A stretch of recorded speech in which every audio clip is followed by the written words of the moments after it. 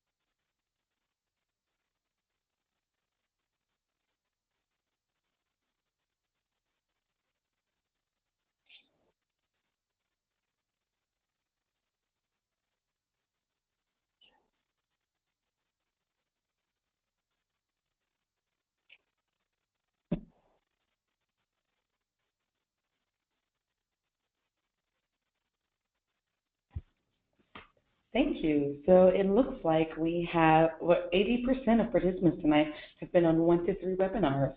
We do have a solid showing for 8 to 12 at 8% and 4 to 7 also at 8%. 13 to 15 is 4%, and we hope to see those numbers go up. So welcome to those of you that are joining us for the first time tonight, and welcome back for the rest of you who have been on at least once before. We're very excited to share the In Common resources with you tonight. I'm Joni Thunderberg, and I will be your host for tonight's webinar, and I would like to welcome all of you from the rest of the Field Impact team who is joining me tonight. Sandra Alberti is our director, Janelle Fan, our project manager, Jenny Beltramini is our teacher engagement manager, and Linda Nguyen is our team coordinator.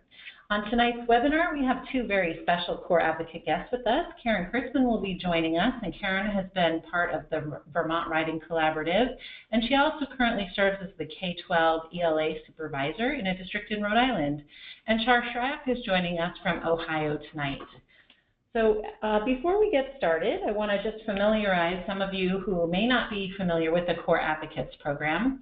Core Advocates are a teacher network across the United States of people who believe in the potential of the standards to prepare all students for college and careers, who are eager to support their colleagues in their communities in understanding and advocating for the standards and for standards-aligned instruction, and who understand and embrace the shifts in instruction and assessments that are required by college and career-ready standards.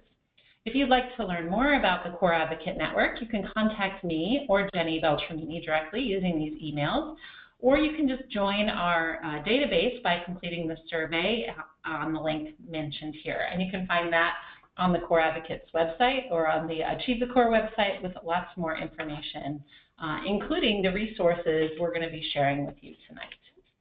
If you tweet, we would love to have you tweet during the webinar or after the webinar using hashtag Core Advocates. And you can follow Student Achievement Partners on Twitter at Achieve the Core, and also those of us on the webinar tonight who have Twitter handles, those are shared with you as well. So we would encourage you to include us on your tweets. During tonight's webinar, we'll ask you to engage with us in a few different ways. We do have 4 different handouts for tonight's webinar, so I'd encourage you, if you have not already, to go ahead and access those in the Handouts tab and download them so you have them handy when our presenters refer to them. We also will be asking you some questions and asking you to engage with us that way, so you'll answer or ask any questions to us during the webinar using that Questions tab. And finally, we'll be doing some polling, which we've already modeled for you with our first poll about how many webinars you've been on. After the webinar tonight, you will receive a survey asking for some feedback, and we do really value your feedback and use it to make our webinars better from month to month. So please take the time to do that. We're very grateful for your input. And then you'll also receive access to the webinar recording so that you can share it with your friends and colleagues.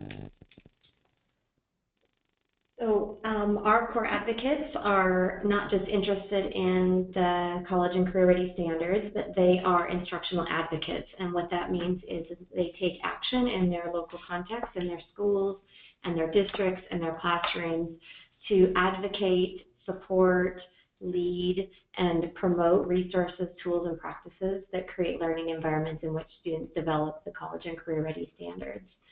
So we hope that at the end of this webinar, you will learn some new information, learn about some new resources, learn about new processes that you can take back to your classrooms, take back to other colleagues, other teachers in your schools and districts. And if you do, in fact, take action, we would love for you to tell us about that. Great. So our 3 goals and the 3 sections that will define tonight's webinar are for you to learn about the in-common resources for writing instruction, how and why they were developed. We'll make some connections about how in-common is related to the standards and the shifts and therefore student achievement in writing. And then Karen and Shar will share with us how they've used in-common with teachers and students in their settings to give you some ideas about what you might do with this information after the webinar. So at this time, I'm excited to turn it over to our first guest, Karen Kurtzman. Karen's going to start by talking about what in-common is and how it was developed. Hello, everyone. I'm pleased to be here. So what is in-common? It's a set of writing samples K through 12 in all 3 of the Common Core writing standards. The opinion, in expository writing, we have opinion and argument, which is standard W1, writing 1. The standard W2, writing 2, is reports and response to text, that's informational pieces. And then, of course, expressive creative, W3 is the narrative. These were gathered from numerous classrooms all around the country by the Vermont Writing Collaborative, which is a nonprofit organization dedicated to teaching teachers how to teach writing, and students as well. So how is it developed? I'm very lucky in that I'm on the board of directors of the Vermont Writing Collaborative, so I was actually involved in the process from the beginning. The Student Achievement Partners, in its work with teachers, identified the need for student writing exemplars. There was a deep need for teachers to not just read the standard, but to build a sense of what the standards look like at their grade level. So Student Achievement Partners partnered with the Vermont Writing Collaborative. They had seen the work we had done in Vermont, where we had written our own exemplars K through 12. We collected about 1,600 pieces of writing from teachers all across the country.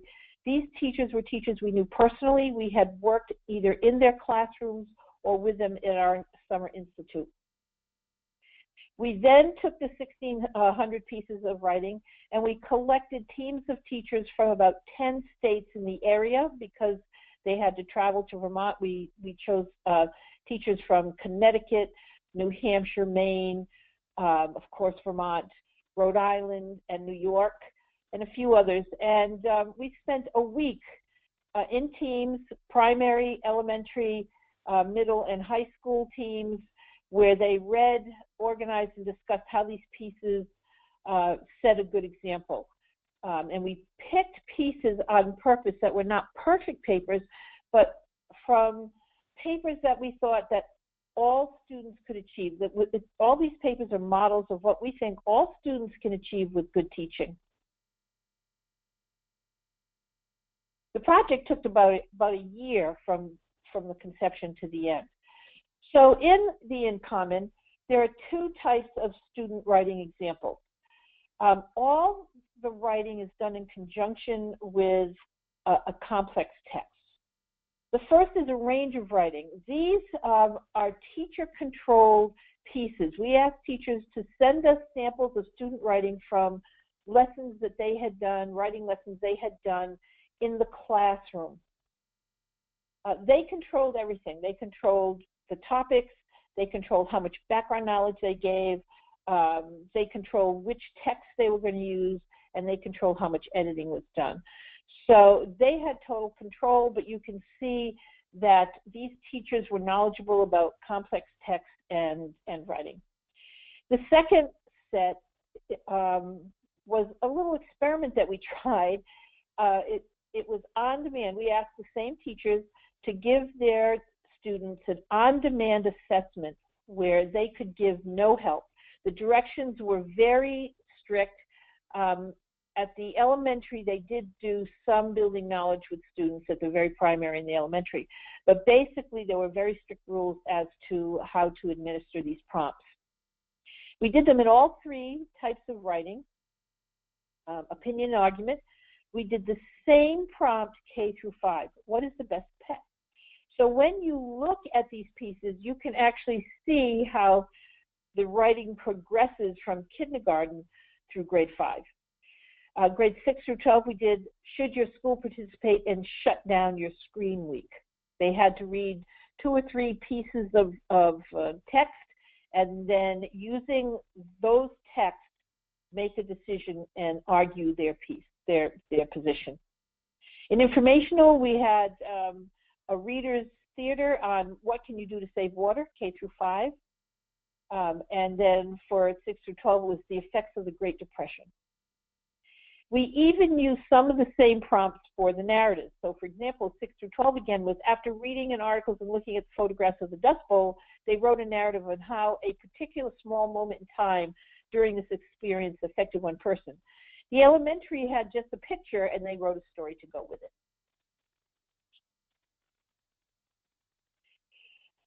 So for the completed project, we ended up with about 80 pieces of student work K through 12. When we thought about how we were going to present these, we knew we wanted to show the student work as it was given to us, especially in the primary and the elementary. So if you look down below, this is the example of a kindergarten piece, argument, which pet is best? And they were read a story about dogs and cats, and they had to choose and argue whether a dog was better or a cat was better. And this one says, dogs are best because they bark. Now, what was exciting about this piece is in the story, the student had to extract evidence from the story to back up their opinion. And in the story, it actually said, Mary liked her dog because when she said speak, he barked. So this is actually evidence from the text. We also decided that some teachers would like to use it with students, and so they would not like to see some of the errors. So we corrected the original work, and that's also shown. And then the third time the piece appears, it is annotated. It is annotated. The student work is annotated with comments about why this represents the standard.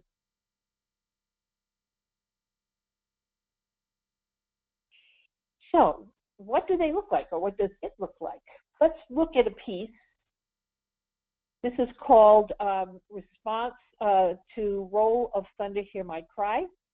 If you look at the very top, Every piece has a file name and a number. That was basically for us to keep them all straight. But it tells you the genre. This is opinion and argument. It tells you the grade, grade 5. And then it tells you whether it's a range of writing, whether it was done in a classroom, where we had no control, or whether it was on demand.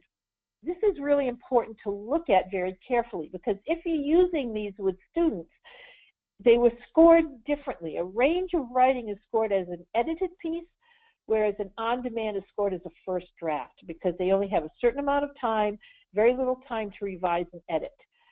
So it's very important. It's also important because there's so many pieces, you have to make sure that you're getting what you want.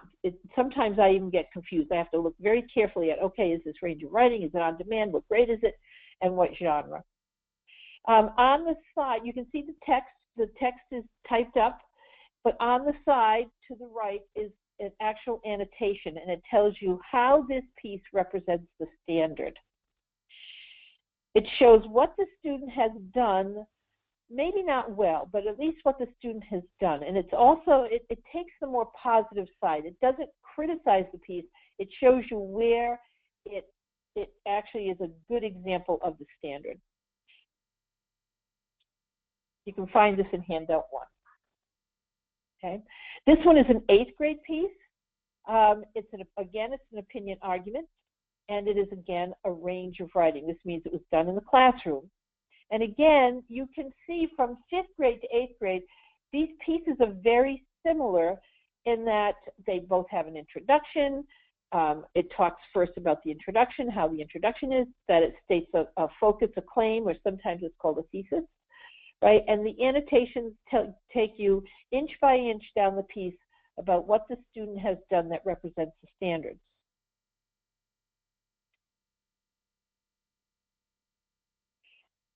So the question is, why is sample student work a worthy source of professional learning? I'm sorry, I don't think I was supposed to read that, but that's okay. That's totally fine, Karen. The question is as stated, and if you could please take a moment to use the question tab on your control panel to submit your response. We'll give you a few seconds to do that. Thank you.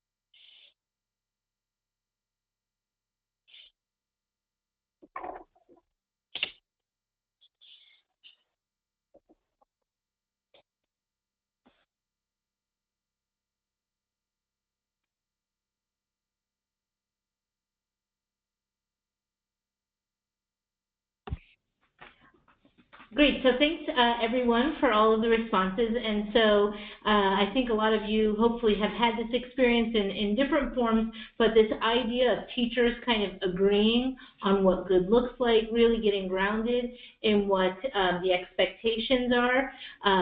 Lauren had a great comment about vertical articulation, which I think is really helpful, and we'll probably talk about that a little bit when we talk about the ways that some of our core advocates have used the in-common resources.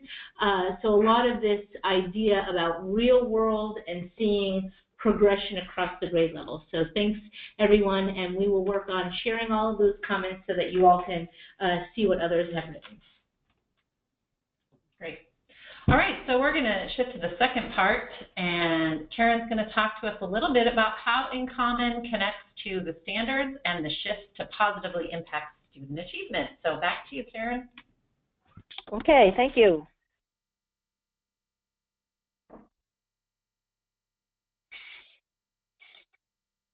We ready to go to the next slide? There we go. So the first shift is regular practice with complex text and its academic language. We should all be familiar with this. This appears in one of the appendix, the Common Core appendix. But what I like about the complex text and the writing is that they're connected. So when we look at getting a prompt for writing, we always look at the complexity of the text. So we also look at the 4 aspects of the complexity, what I call the complexity wheel.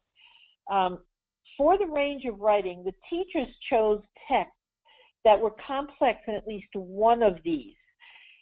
Also for the on-demand, we made sure that the texts were complex in one of these. We wanted to see what students could do, not with just easy text, but with really complex text.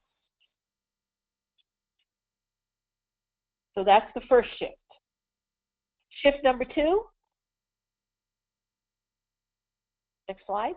There we go. The shifts for the ELA literacy and in common, number 2, is using evidence from the text. Before this, and this is what I love about the Common Core, because before this, writing was really separate from reading. A lot of it was personal writing, journal writing, opinion writing, which is still very good, and we still do that in the classroom. A lot of it was what I call jump-off pieces, where if you're reading a book, you would say, for example, The Secret Life of Bees, what experiences have you had with bees? Or what experiences have you had with parental problems? You would make it a more personal piece. What I love about the Common Core is it makes students go back into the text and that their answers are grounded in evidence from text. This is a really important skill that they're going to use for the rest of their life. It's so hugely important. So all the prompts, including the teacher-controlled prompts and the on-demand prompts, use a text-based essential question to give the students a clear, focused thesis. What's great about a text-based assessment and an essential question is that you don't need to give here in an assessment, you don't need to give the background knowledge. All the information that is needed is there, right there within the text. In fact, the Student Achievement Partners have a saying that text is the boss. The text is the expert in the content, so students don't have to be.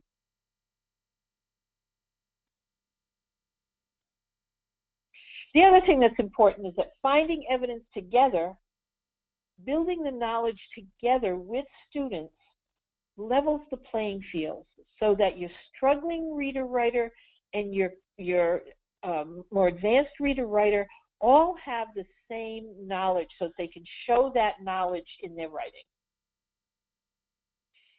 The third and final shift is about building knowledge. Building knowledge not just in English language arts, but in all content areas, math, English, history, technology, and science. In the prompts that we use multiple texts on a subject so that students can have some depth of knowledge. And all the prompts are done in different areas. So for example, in the range of writing, we have a grade 2 piece called Parts of a Plant and Why They're Important. Grade 4 is Ecotourism. It has its good and bad points. 6th grade is about how the saguaro cactus has adapted to the desert. We have a social studies. Why visit a dentist? That's community helpers, which is social studies. Even the narratives are often based on social studies. So grade 3 is about the pioneers. It's labeled The Family Who Traveled West. In 5th grade, we have one called a very wonderful piece called Frustration, and it's written from the point of view of Ben Franklin while he's writing the Declaration of Independence. And from its title, you can tell that he was very frustrated. Even the prompts, on-demand prompts, are based in social studies and science. How to Save Water is science. 6 through 12, the Great Depression is social studies.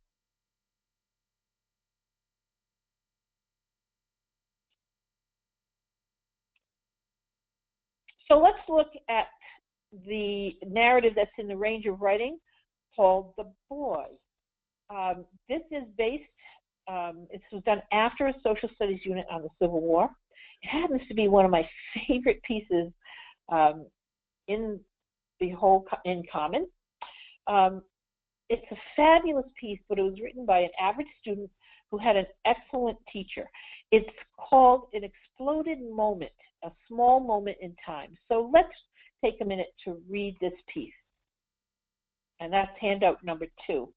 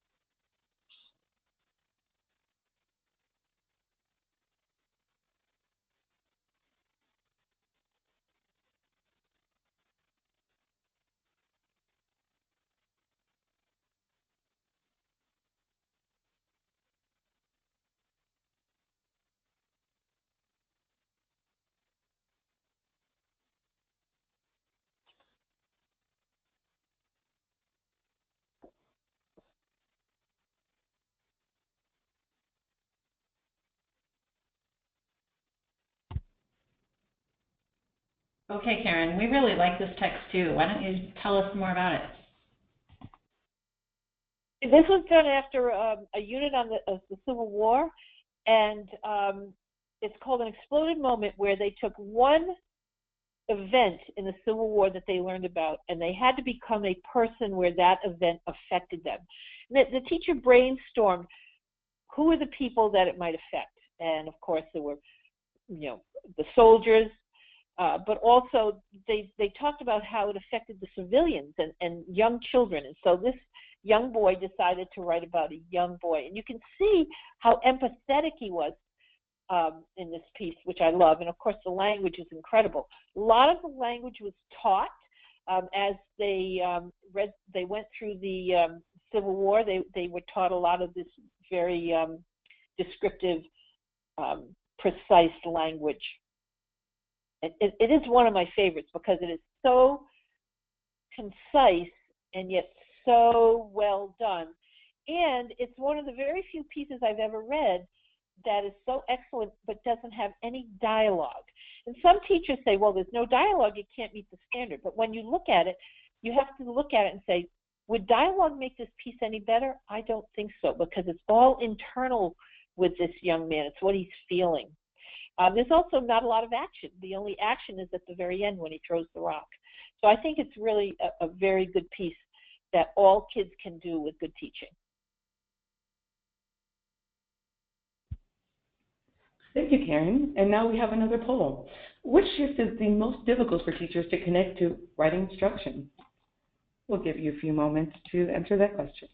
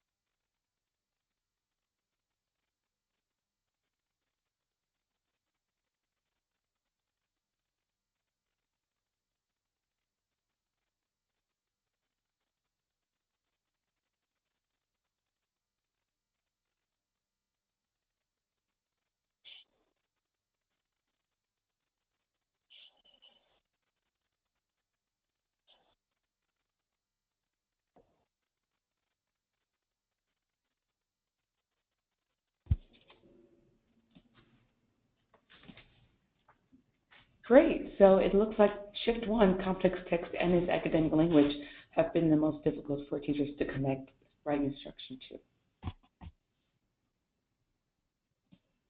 Great. Yeah, it looks like almost half of our attendees responded that complex text was the most difficult, but I think anchoring the writing in a complex text, as Karen mentioned for In Common, is a great way to sort of make that connection that might be difficult for teachers.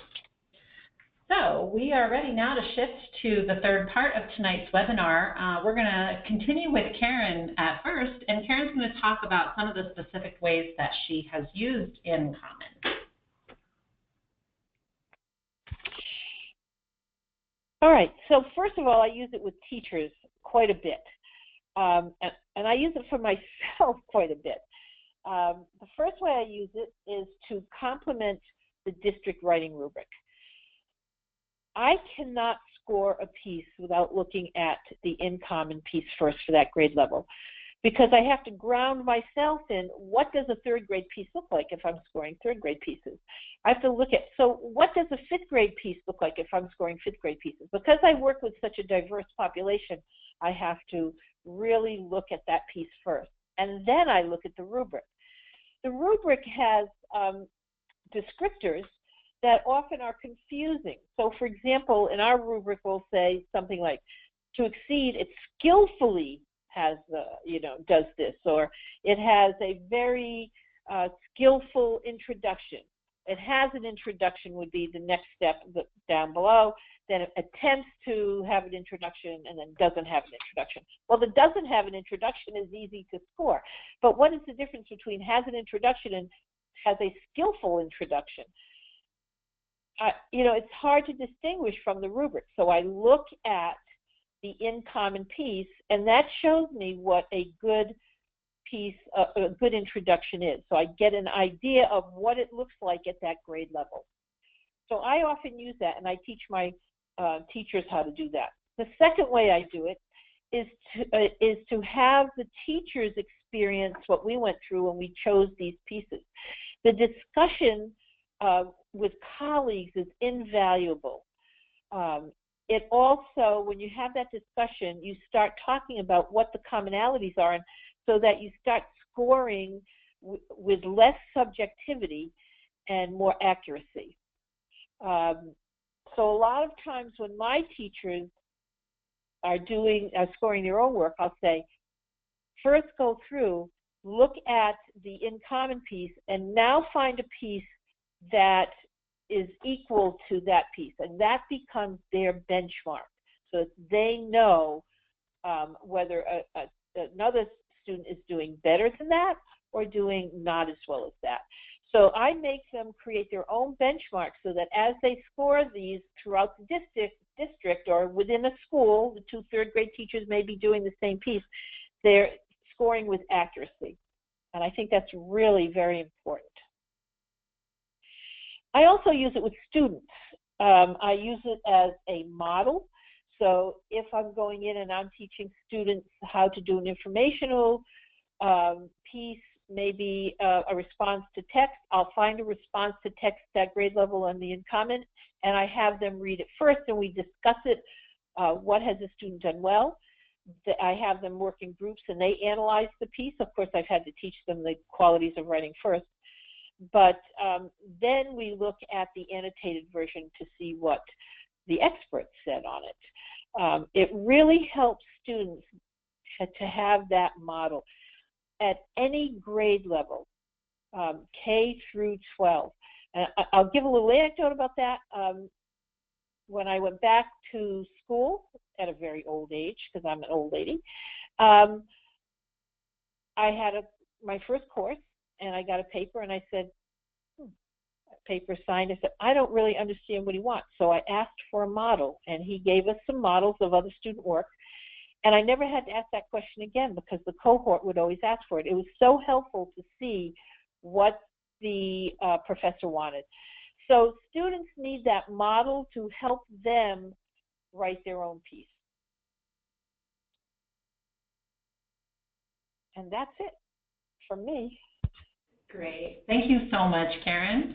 At this time, You're I'd welcome. like to introduce I would like to introduce our second guest, and Shar Shariat is here with us tonight and is going to share her experiences working with InCommon. Welcome, Shar. Hi, everybody. Thanks for having me, Joni. So a little bit about why we started using InCommon. I'm the Director of Curriculum and Instruction for Bay Village City Schools, and our challenge was, as a K-12 vertical team, how do we address a lack of consistent expectations for what quality argumentative opinion writing should look like kind of within and across grades in our district. And we were struggling with what do the writing standards really look like in action. And so our solution was to use the InCommon on-demand annotated student work and our ELA standards to build a common anchor rubric for our district. We chose the on-demand writing pieces because it's a range of writing across grade levels. So K-5 students wrote on the same prompt. So it's easy to compare those pieces of writing and see similarities and look for consistencies across grade levels.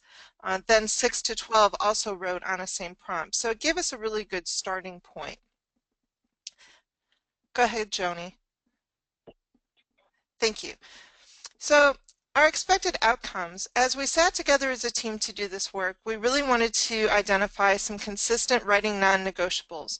No matter what grade level we were dealing with, we wanted a set of expectations that were consistent across grades for all of our students in all of our classrooms, so that they were getting consistent feedback from teachers, so that teachers were giving the same kinds of scores and the same kinds of responses on student work.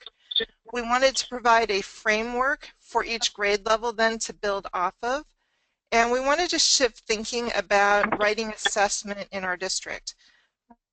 Traditionally, a lot of the points on an assessment of a piece of writing went towards more of the conventions of writing. Were the structures right? Did they use periods and commas appropriately? How was their spelling?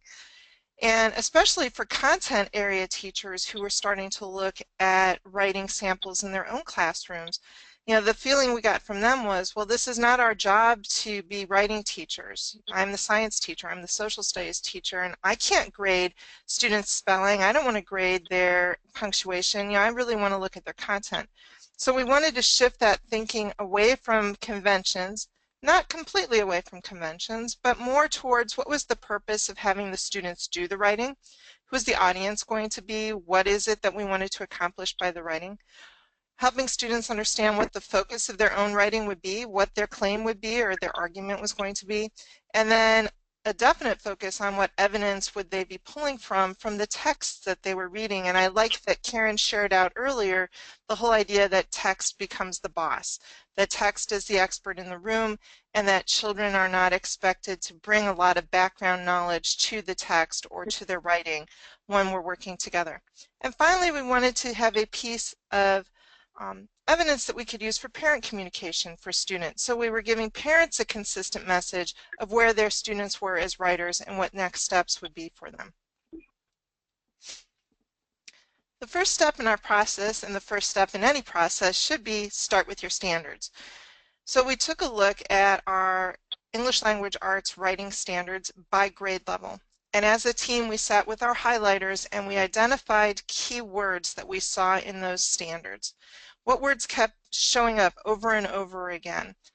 And then we looked at a grade-to-grade progression within those standards. So what were the refinements between kindergarten and first grade and second grade to third grade? What were those subtle differences in the expectations for student writers as we moved through the standards review? And I put on the slide for you so that you could take these back to your own district, some of the discussion questions that we wrestled with as we did this standards review. And what categories could we put our keywords into? What are the differences we're seeing between grades? And what might be challenging for our students? That last bullet point was particularly interesting because we asked our special ed staff to join in parts of these conversations and identify what really is challenging about these writing standards for students that are not in the middle of the grade band but may be on the edges of student learners, at the top edge or at the lower edge, and what supports might we want to be thinking about. Our next step was to do a student work deep dive, and this is where we pulled in the in-common student work samples. And again, we chose to use the on-demand annotated writing samples, and you saw an example of that earlier when Karen was outlining the work that they've done. We like the annotations because the annotations really are a narrative description of what did the standard look like in this piece of student writing. What should we be paying attention to at each grade level as we look at the student work? And then we did a gallery walk of those in-common writing samples. We laid them out on a table. We had gone through and highlighted pieces that really resonated with us, and then we did a gallery walk across grade levels. And again, I've included our discussions for you. So we talked about how did the key features of the student work match to the standards? Where did we see the standards coming to life in the student work? What were the common features of argument or opinion that we could start to see across all student work? Now that they had a clearly stated argument, or in the younger grades, they had a clearly stated opinion. That they had initially one piece of evidence, then 2 and 3 pieces of evidence to support that opinion, that that evidence had come specifically from the text. And so we could start to see those patterns of evidence use and the ability to state an opinion or their argument looking across all the grade levels. And that in-common student work really helped.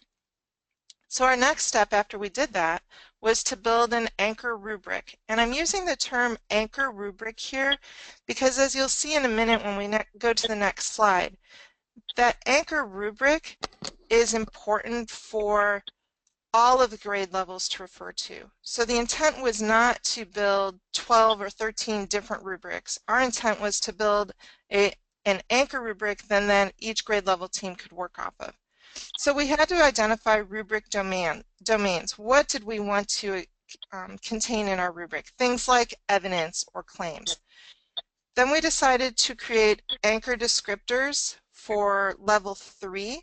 We felt that was a solid mastery of a standard, that 4 would be beyond kind of that solid mastery, and 2 and 1 would be the building towards mastery. We used authentic student work from our own classrooms as well as the in-common writing pieces to help us build those levels. And then we used the anchor rubric to go back to grade level teams and build grade-specific rubrics. And that led to some really rich conversations, I think, at those individual grade level team meetings. On the slide, you can see just part of our anchor rubric. So you can see our domains of claims, counterclaims, and evidence, and organization. And we felt that it was important, because this was an anchor rubric across all grade levels, to include counterclaim here, even though the expectation in the earlier grades, K5, is not that students explicitly start to look at counterclaim.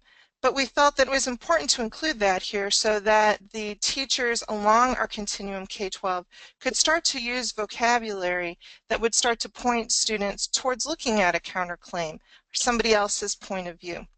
We also thought organization was important. The way that an argumentative piece of writing is organized is different than the way an informational piece of writing might be organized. So we looked for features that were unique and specific to argumentative writing as we looked across the continuum of the in-common writing samples.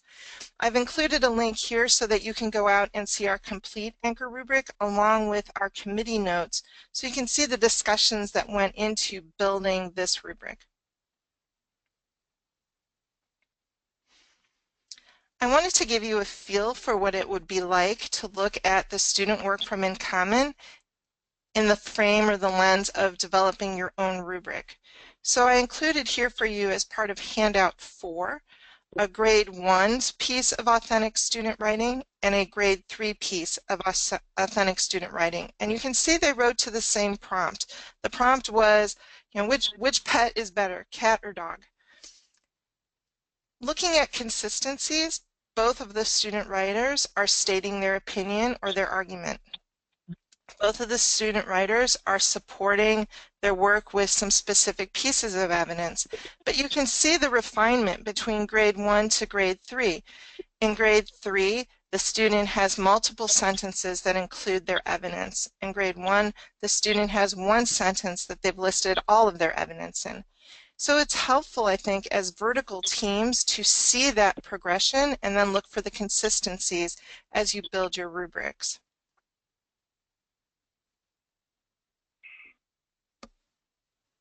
All right, this time we'd like to open it up to our attendees if you have any specific questions for Shar or Karen. So we'll take a minute to accept your questions. And while you're doing that, I just want to thank Shar. I think that's really great to share those rubrics and the meeting notes. I'm sure people will find that plenty helpful. So thank you for that.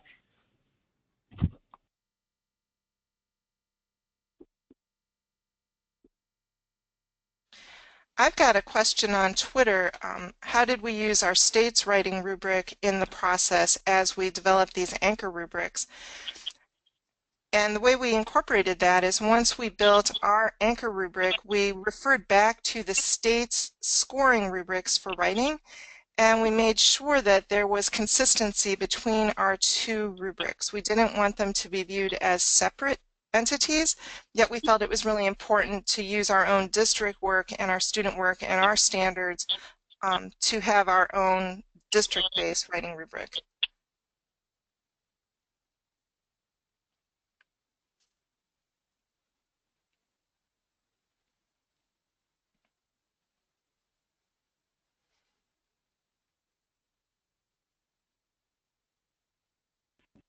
Shar, we have a couple of questions for you also here through the webinar. So one person asked, when you said you created anchor descriptions for level 3, what grade level did you start with? We didn't start with a specific grade level. What we started with were those keywords and the commonalities that we had seen across the K-12 writing work. So our intent was to write anchor language that would be broad enough to encompass all grade levels and give grade level teams some frameworks to start with to develop their own student-friendly language at their grade level.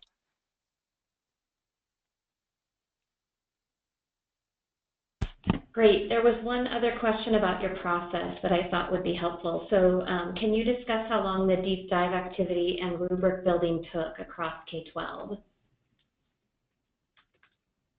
It took us 6 to 7 months to construct the anchor rubrics, only because we met once a month as a team, and then the team would go back and work with their grade levels to refine language, to gather examples of student work that were coming from a particular grade, to have grade level conversations around the anchor rubric and what their grade level work would be looking like. So it was a long process, but I think that making it a longer process really allowed us to have some rich conversations about what argumentative writing looked like and what we wanted argumentative writing to look like and how our work was going to be matched to the standards. So I think it was important to allow that time for conversation to occur and not do it as a quickly done, pass it out to everybody and say, here, you use this rubric now. Great, thank you. And there's one more question that perhaps both Shar and Karen could answer. In your work with teachers, what have they reported as being the most beneficial aspects of using in-common samples?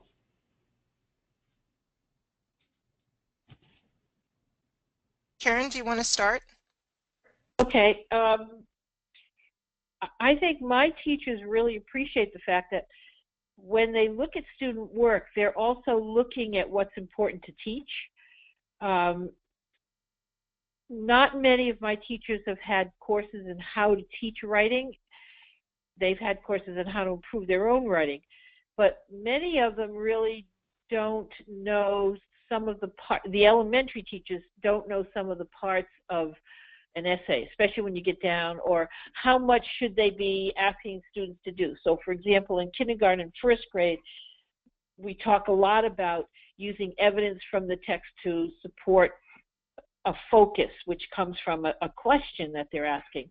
And that's all we expect them to do. The Common Core says, you know, they should introduce the topic and then just support it. By first grade, they should be actually writing a little introduction that tells the topic, they support it, and then a concluding statement. So they don't know what it looks like or how to do that. So looking at pieces, even sometimes I have them look at grades higher than there to see where they're going so that they know exactly what to teach. I'm going to build on what Karen just said there. I think it's very important to see that vertical progression through grade levels for students. As a teacher, to get an idea not just of where are your students now, but where did they come from and where are they going as writers. I do agree that teachers really like to see standards-aligned writing that has been vetted, and I think it helps them to anchor their own thinking about what their student writing should be looking like. As a district, we've just started talking about using the in-common on-demand writing for informational text and repeating our process. Now that we've looked at argumentative text, going back in and pulling out these student samples for informational text and beginning our conversations around what that's going to look like for our district and our students and what our expectations should be. So I'm looking forward to starting the process again and having further conversations around that. So I think that's what the teachers have liked the best, that they're samples of authentic student work that have vetted comments that point to the standards.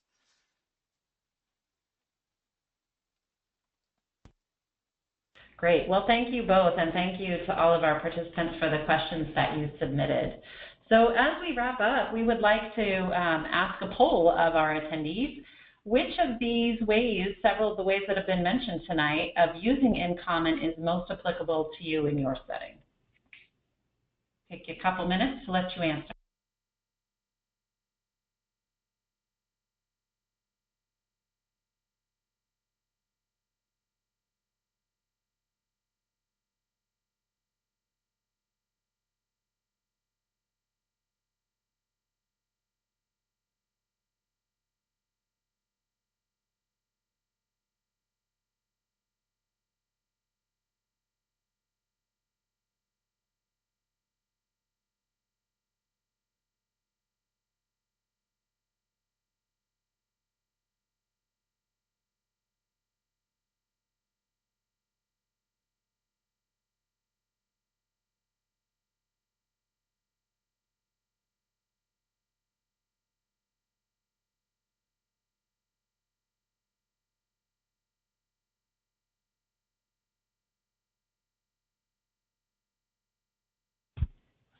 All right, so we let you select multiple options, and it looks like people have lots of uses for the in-common resources, including clarifying the expectations of the standards and calibrating grading practices, and even helping students see aspects of writers' craft. So thank you once again for your responses.